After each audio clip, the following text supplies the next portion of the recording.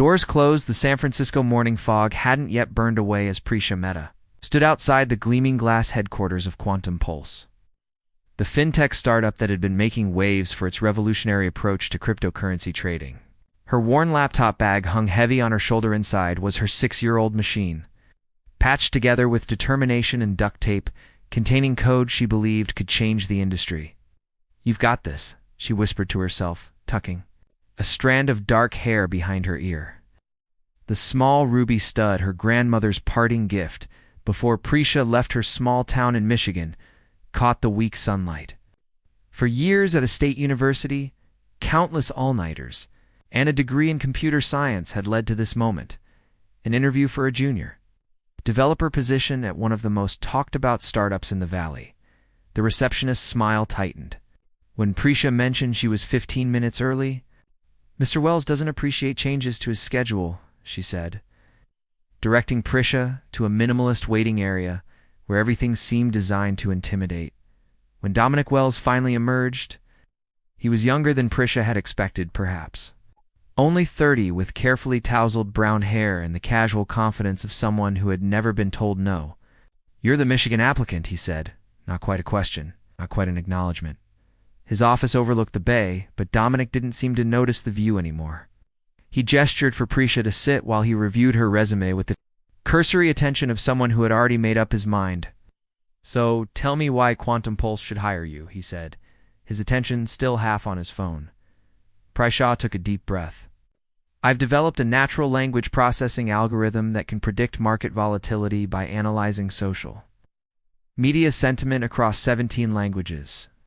I believe it could complement your trading platform's existing." "Let me stop you there," Dominic interrupted, finally looking at her.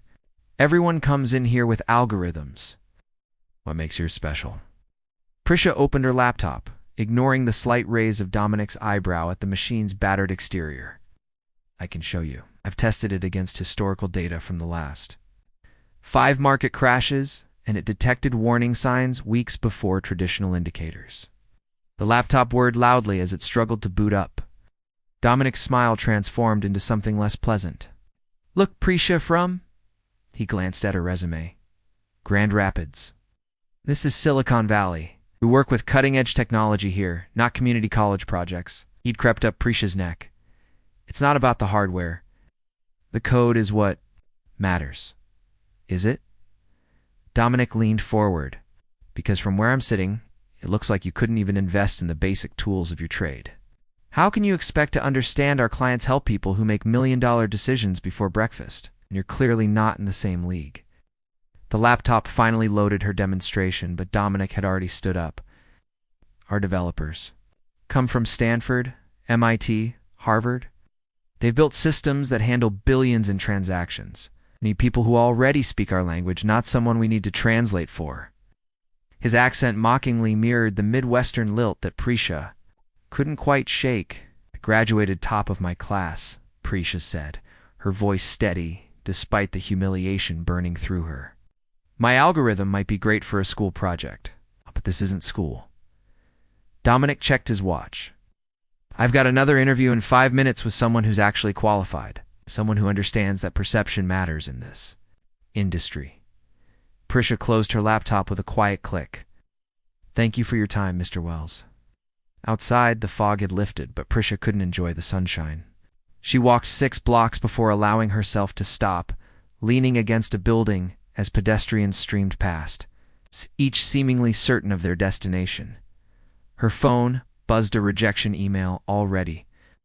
The signature line included Dominic's parting shot: "Quantum Pulse seeks innovators, not imitators. Best of luck in your future endeavors." Prisha's fingers tightened around her phone. She would have liked to delete the email, to pretend this morning never happened. Instead, she forwarded it to herself with a new subject line: "Remember this day." Tomorrow, she would start again. But today, she allowed herself to feel the sting, to acknowledge that some doors weren't just closed, they were slammed in her face. She just needed to find another way in. Code of Resilience, Prisha's tiny studio apartment in Oakland, was a far cry from Quantum Pulse's gleaming headquarters. 3 months had passed since that humiliating interview, and she now worked at Datasphere, a modest data analytics firm struggling to keep clients in an increasingly competitive market. Prisha, can you look at this data set? Something's not adding up. Josephine Franklin's voice carried across the open plan office. At 53, Josephine was something of an anomaly in tech, a black woman who had coded her way through 3 decades of industry evolution. Facing and overcoming barriers that would have broken less determined souls, Josephine had been the one to hire Prisha. When everyone else saw only a resume lacking prestigious credentials, "I don't need another Stanford clone," she had said during Prisha's interview. "I need someone who thinks differently." Now, as Prisha examined the financial inclusion data Josephine had been analyzing for a nonprofit client, a pattern began to emerge as the algorithm is treating infrequent transactions as risk indicators, Prisha observed, pointing to a cluster of data points. But for unbanked populations, frequent formal banking doesn't mean instability. It means they're operating in cash economies or using alternative financial systems. Josephine's eyes lit up. Exactly. Traditional credit scoring algorithms penalize exactly the behaviors that are rational survival strategies for marginalized communities. That conversation sparked something in Prisha. Late into the night, she began coding a new algorithm, one that recognized alternative financial behaviors as legitimate patterns rather than anomalies. She incorporated metrics from microfinance successes in India, Kenya, and Bangladesh, creating a more inclusive model for assessing creditworthiness. When she demonstrated it to Josephine a week later, her mentor was momentarily speechless. "This could change everything," Josephine finally said. "Do you realize what you've built?" Within months, they had refined the algorithm and presented it to DataSphere's reluctant CEO, who saw only the risk, not the potential. "Our clients want predictable outcomes, not social experiments," he dismissed.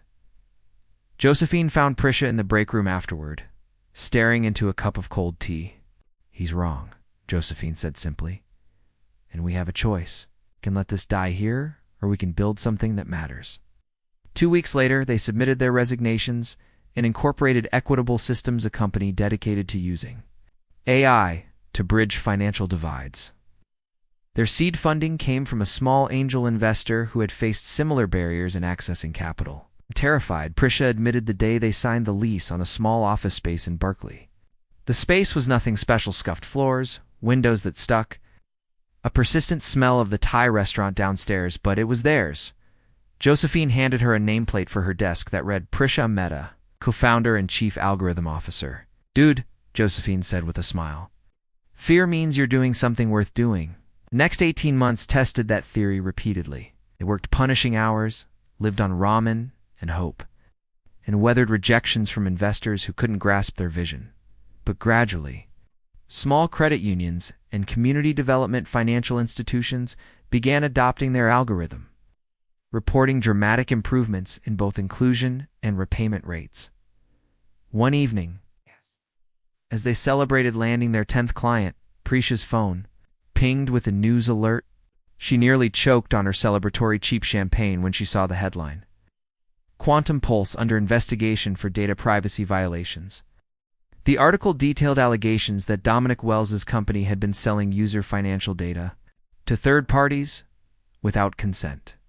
Additional reporting hinted at a toxic corporate culture and high employee turnover. "Isn't that the place that rejected you?" Josephine asked, reading over her shoulder. "Yes," Prisha said, setting down her phone. "But that doesn't matter anymore." And surprisingly, she meant it. The humiliation that had once burned so hot had cooled into something else: perspective. While Dominic had been building a house of cards based on hype and ethical shortcuts, she and Josephine had been laying a foundation brick by careful brick. "We're not just building an algorithm," Prisha realized aloud. "We're creating an alternative path." Josephine raised her plastic cup to finding our own doors when others are slammed in our faces. Prisha clinked her cup against her mentor's, unaware that across the bay, Dominic Wells was watching his own doors begin to close, one by one. Disruptive equations 3 years into Equitable Systems' existence. Prisha stepped onto the stage at the Financial Inclusion Global Summit in Singapore.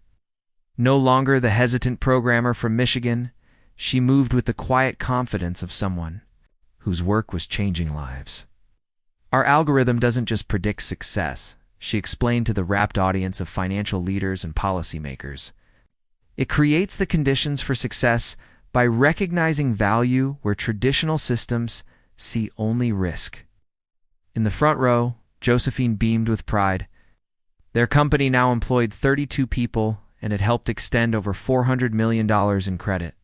2 previously underserved entrepreneurs across 12 countries.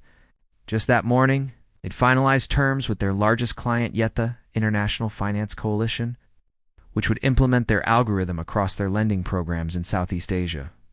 Afterward, surrounded by attendees eager to speak with her, Prisha was surprised when a tall woman in an impeccable suit handed her a business card.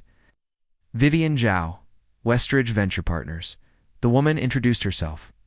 I've been following your work. Very impressive. Prisha recognized the name immediately. Westridge was one of Silicon Valley's most prestigious VC firms, known for backing unicorns. We don't typically seek venture capital, Prisha began cautiously. I know, Vivian replied. I'm interested. You've built something substantial without burning through mountains of cash or compromising your mission. But to scale globally, you'll need significant capital. I'd like to discuss how we might support that, while preserving what makes equitable systems special.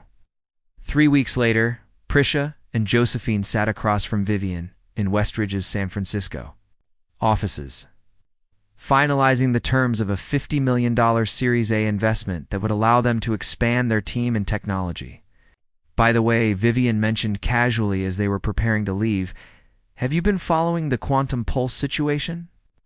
Prisha kept her expression neutral. Only what's been in the news. It's worse than reported, Vivian said.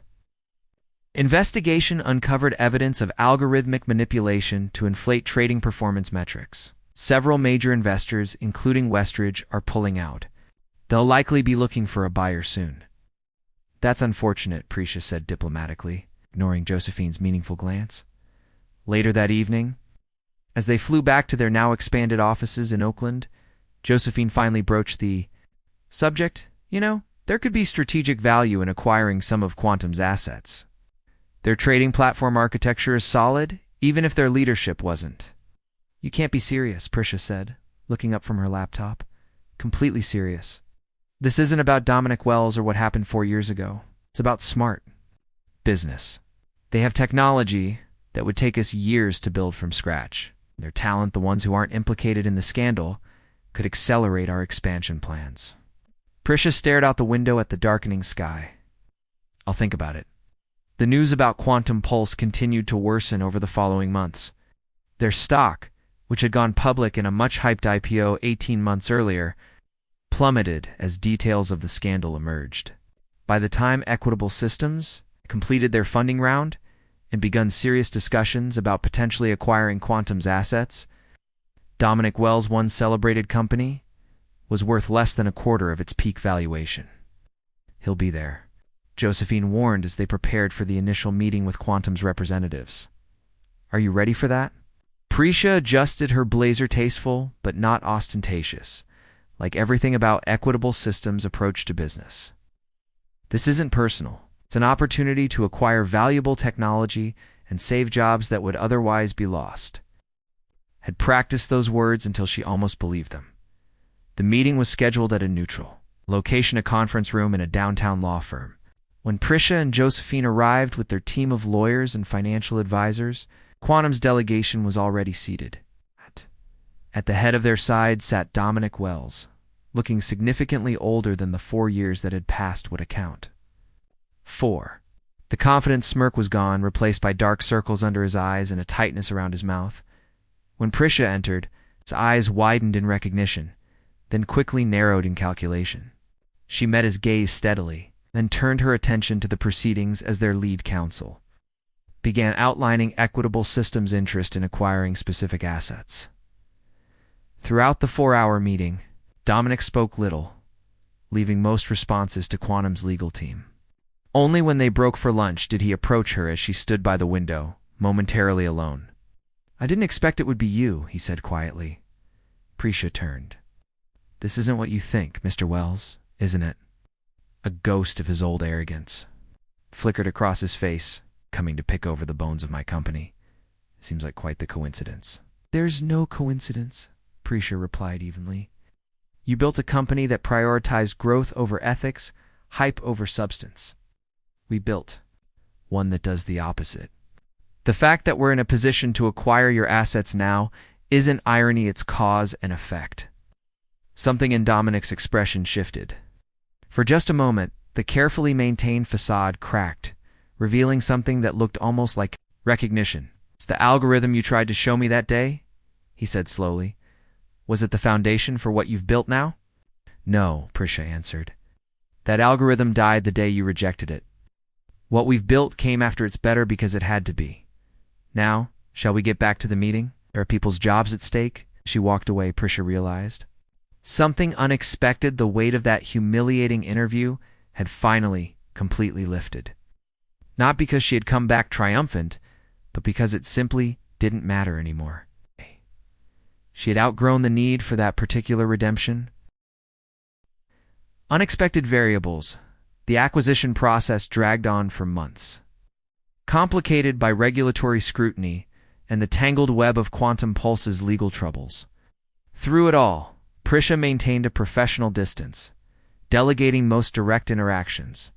With Dominic to her team was an avoidance. She told herself, just efficient use of resources. Then came the day when efficiency demanded her direct involvement. We need you to meet with Dominic, Josephine informed her one morning, 7 months into negotiations. There's an issue with the core algorithm that only you and he fully understand. The meeting was set for the following afternoon at Quantum's headquarters, now significantly less gleaming than when Prisha had first stood outside it years ago. Many offices stood empty. Personal items long since packed away as staff departed the sinking ship. Dominic was waiting in the same corner office. Though the view seemed less impressive now, the furnishings less intimidating. He rose when she entered, gesturing to a conference table rather than his desk. Thank you for coming, he said, the formality awkward between them. I've prepared the documentation you requested.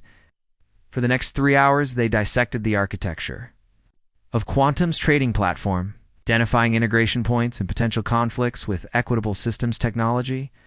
Despite herself, Prisha found the work engaging Dominic was undeniably brilliant, even if his brilliance had been misdirected. Your approach here is elegant, she acknowledged, pointing to a particularly complex function.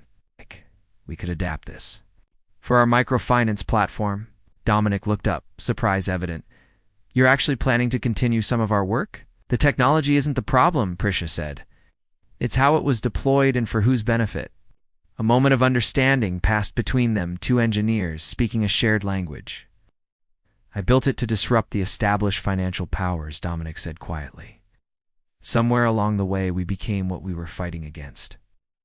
Studied him, seeing past the fallen Vonderkin to someone more complex. What will you do after the acquisition? Dominic's laugh held no humor. Not many doors open for disgraced CEOs. I've been applying for positions under a different name. But in this industry, everyone knows everyone. Later that evening, Prisha found herself still thinking about that conversation as she reviewed the final acquisition terms with Josephine. We need a transition manager for the quantum integration, Josephine noted. Someone who understands both technical architecture and financial systems. Prisha set down her tablet. What about Dominic? Josephine's eyebrows shot up. You can't be serious. He knows the technology better than anyone. Made terrible ethical choices as CEO, but as a technical lead under proper oversight. Prisha trailed off, seeing Josephine's expression. It's just a thought. It's a dangerous thought, Josephine countered. The man humiliated you, built a company on shifting ethical sands, and now you want to hand him a key role? Not a key role. Supervised position with clear boundaries and expectations. And not because I've forgotten what happened, but because wasting talent serves no one, especially not the communities we're trying to help. Josephine studied her protege carefully. You've changed, so has he, Prisha replied. Isn't that the point of what we do? Creating systems that allow for growth and second chances?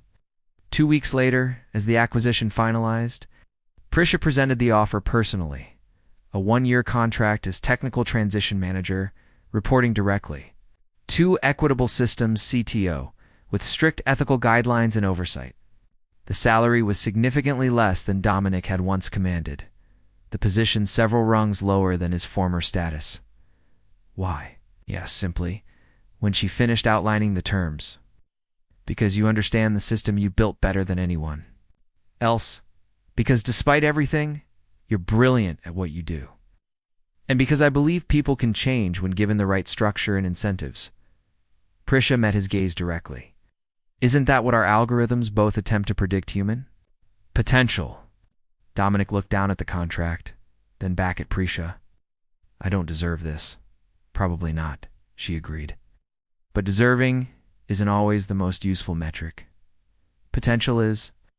As he signed the contract, Dominic's hand trembled slightly. I won't make you regret this.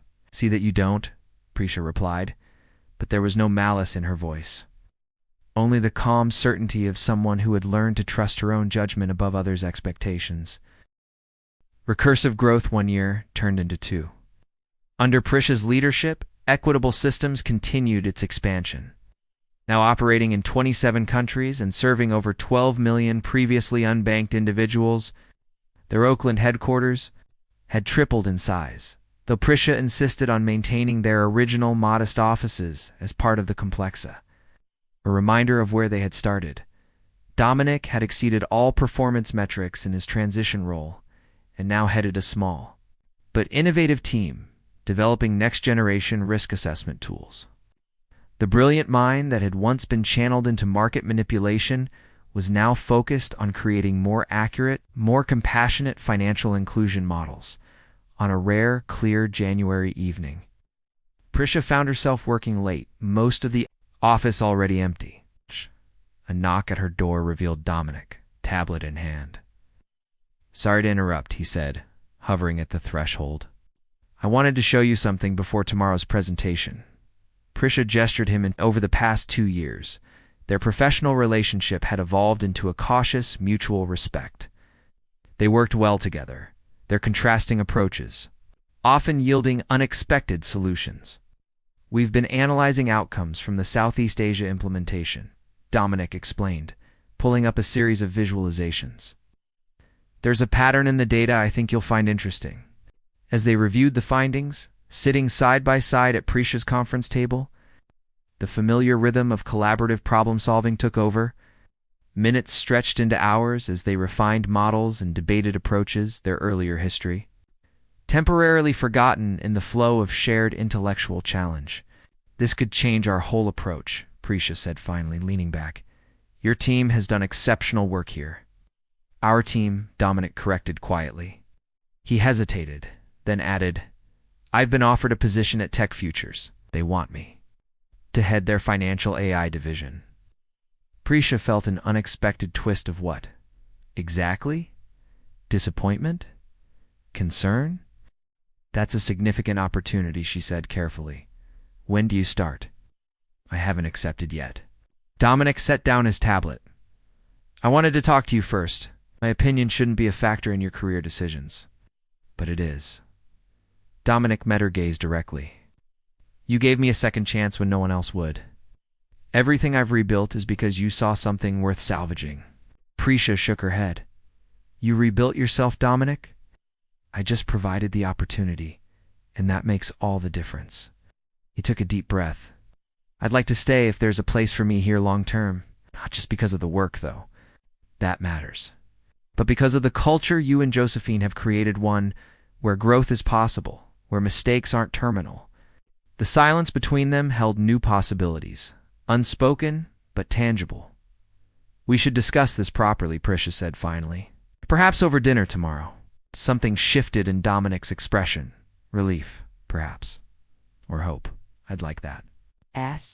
He gathered his materials to leave. Prisha found herself reflecting on the improbable journey that had brought them to this point.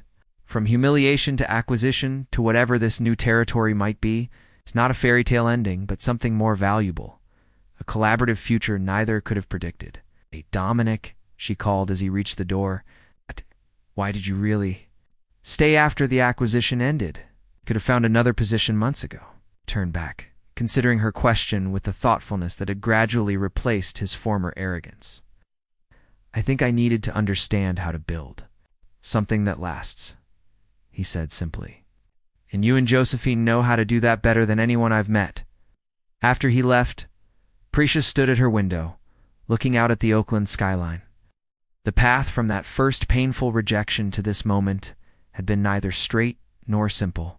It had required both of them to grow beyond who they had once been, beyond the need for validation, beyond the limitations of ego. Whatever came next would be written in code. Neither of them could yet predict an algorithm of second chances, still evolving with each new input, each new decision. And somehow, that uncertainty felt exactly right.